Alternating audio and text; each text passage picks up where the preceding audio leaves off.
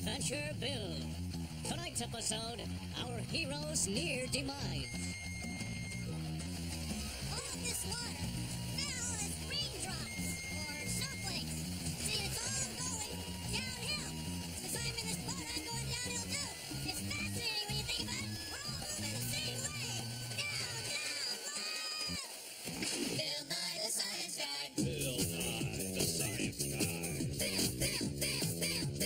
Bill Nye the Science Guy. Science rules.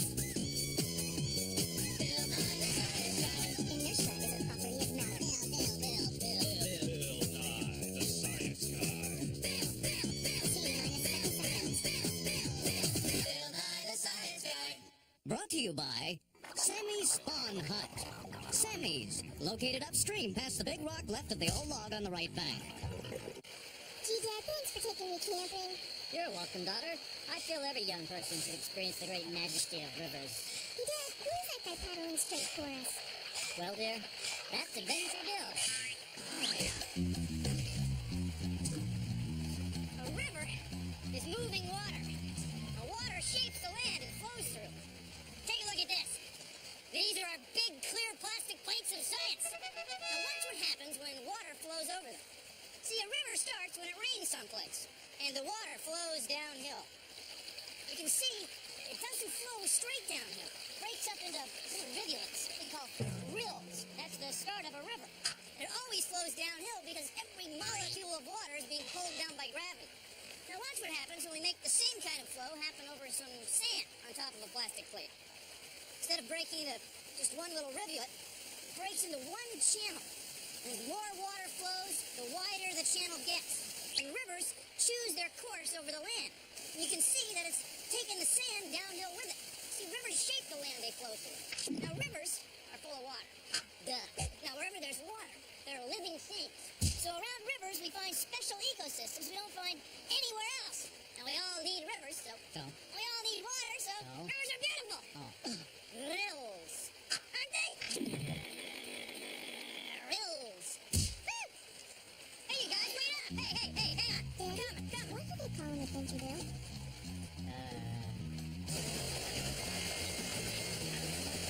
Coming up, thrills, chews, and some nasty spills.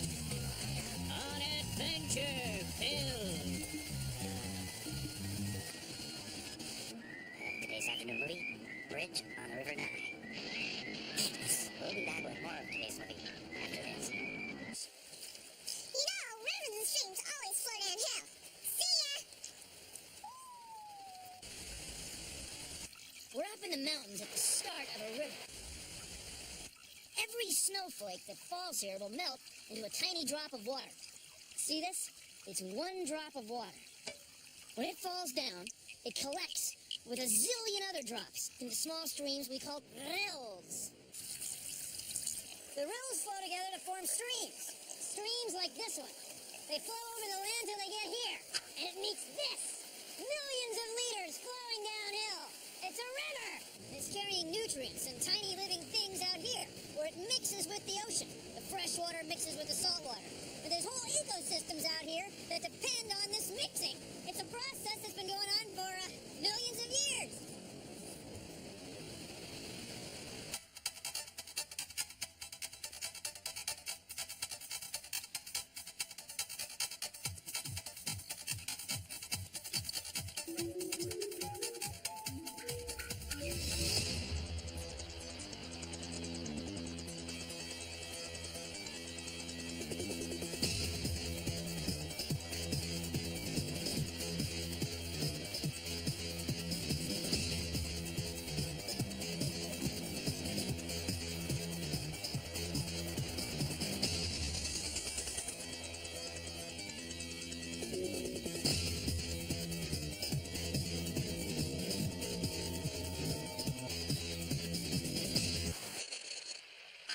Why don't rivers run straight like a highway? Well, please, just follow. See, rivers are made of water. And water is heavy. Just try picking up a beaker of it sometime. When water gets going in one direction, it tends to stay going in that direction. Just like this car. Watch what happens when it goes off this little ramp. You see how it kept going up for a moment? It didn't just fall right over the end of the ramp. The ramp made the car change direction. The same thing happens with water in a river when it hits rocks. Or people on skateboards. See? Ooh, this guy should really be wearing a helmet. He's okay.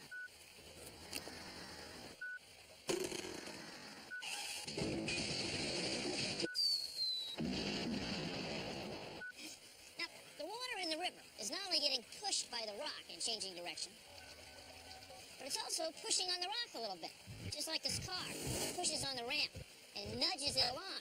So a river is constantly pushing the rocks and soil in it. So the farther downstream we go, the more rocks and soil in the river have gotten pushed downstream. So the river is constantly filling itself in, getting shallower and shallower, more and more spread out. So it's not going as fast, and it doesn't push as hard on the rocks. So the rocks can make it change direction, not just up this way, but sideways. So a river is constantly changing direction, particularly when you get downstream. We see it meanders. Now, an old river has a lot of changes of direction, a lot of meanders. So the more meanders in a river, the older it is. Thank you for joining me on Consider the Following. When a stream begins to meander, it cuts into its banks, forming meander loops, which gradually erode laterally while flowing downstream. During times of flooding, water covers this nearly horizontal surface. We see Mississippi River meanders in this infrared satellite image. And now, at flood stage, the extensive blue reveals the amount of land that the river claims as its. Running water, a river, helps shape this gully. But right now, there's no moving water. But judging from the size and the greenness of these trees, bet you there will be.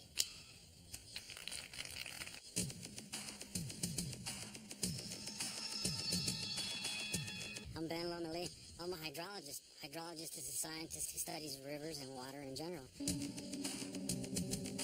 This stream is an arroyo.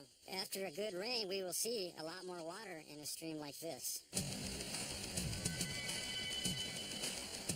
You get flash floods coming through here,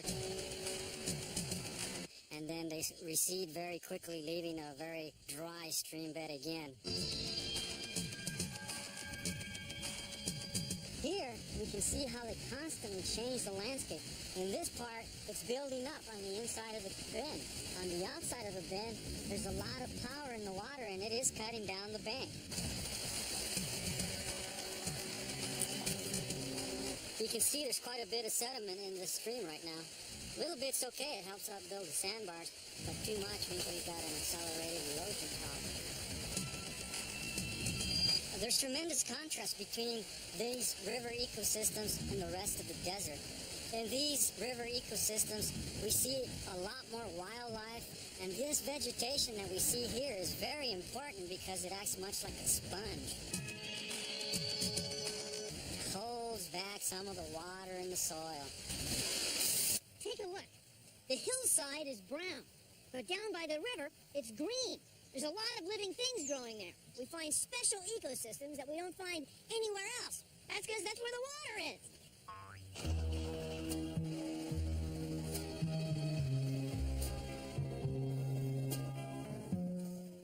The trees and other plants that are growing around here are soaking up water from the river. They're living things that allow a whole bunch of other living things to be here.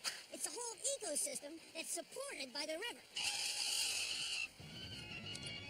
Humans are part of river ecosystems too.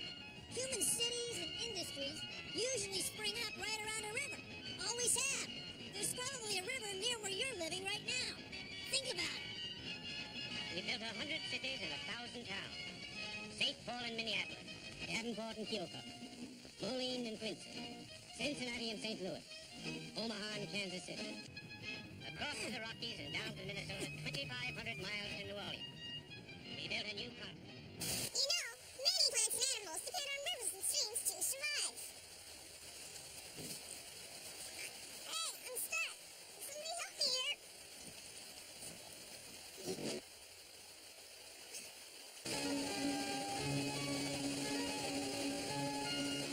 This waterfall was formed by erosion. The power of the water beating against the rock. But the key here is that there are layers of rock. Some are harder than others. Let's go to the chart. As the water flows over the hard surface, it starts to wear it away. Then the water flows over the soft rock, and it wears the soft rock away very quickly. So what we end up with is water flowing like this. See? We end up with water flowing over a shelf. It's a waterfall.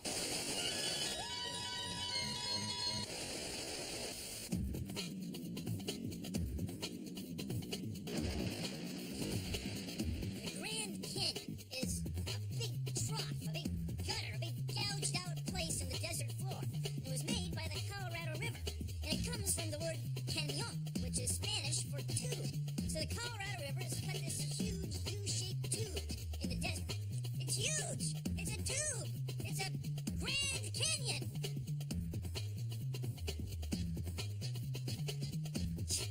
Beautiful, isn't it? Take a look! It's a dam!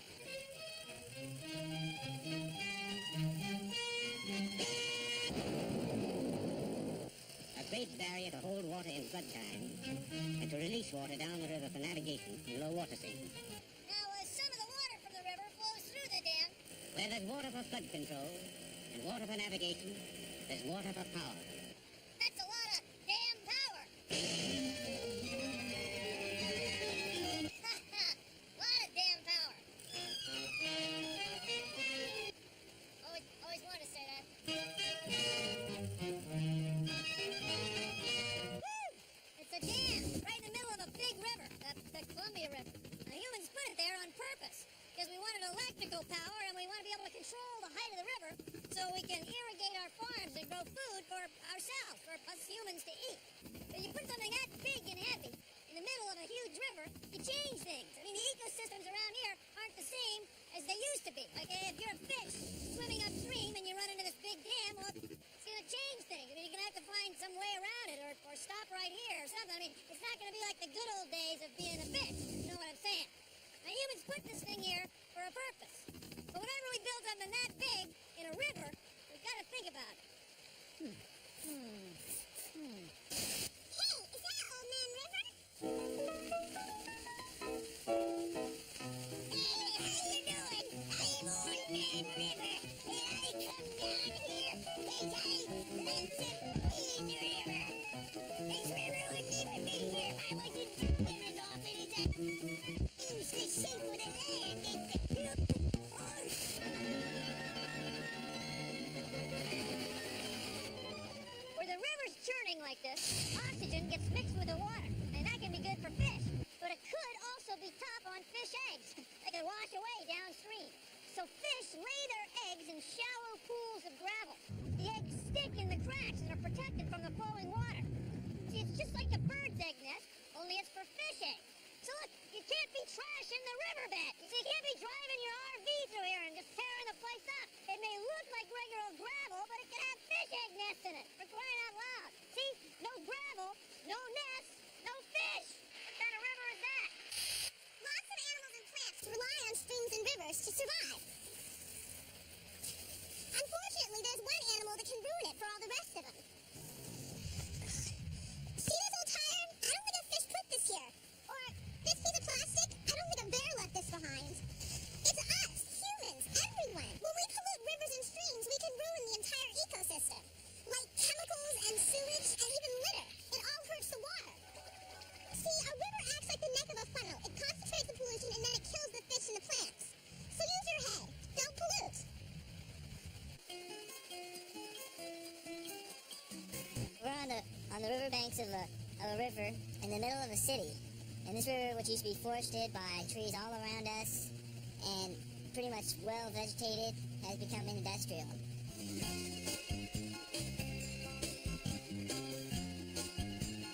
A long time ago, before the industry moved in here, the river used to zigzag back and forth across this whole valley. And as soon as the industry came in, as you can see, they straightened out the river and they made it, they dredged up the banks and made the banks straight up and down so they could put the buildings up on top of them. Some people use this river as just a little trash dump. And what we're doing today, which is we're replanting, and as you can see, there's nothing else around here except what we're doing right now. This instrument measures how low we can plant the plants so that they're not too close to the water. We're planting these trees out here because we're restoring the environment back to the way it used to be and taking away from the industrialization that's been happening around. Feel great that I'm helping out for the community, and I only live 3 blocks away from here, so it's helping out for my community and the community around this.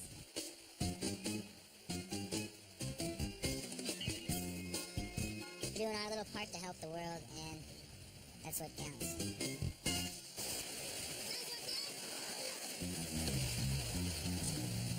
More raging adventures coming up on Adventure Bill.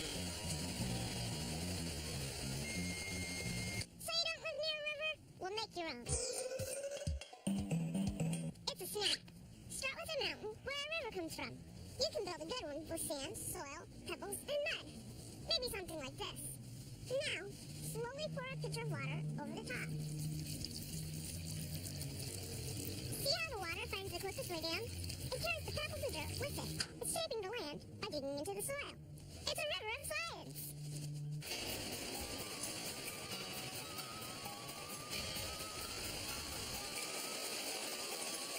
Since rivers flow downhill, a lot of rivers start on the tops of mountains.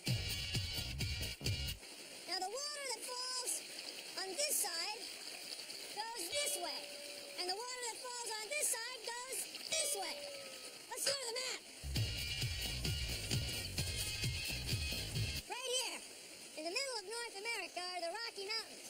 The Rocky Mountains divide North America in half, according to their rivers. See, all the rain that falls on this side of the Rockies forms rivers that flow this way, toward the Atlantic Ocean, Gulf of Mexico, or Hudson Bay. All the rain that falls on this side of the Rockies form rivers that flows that way, into the Pacific Ocean. So the Rocky Mountains are what we call a continental divide. They divide a continent. It's a small idea in a way, but it's a huge amount of water.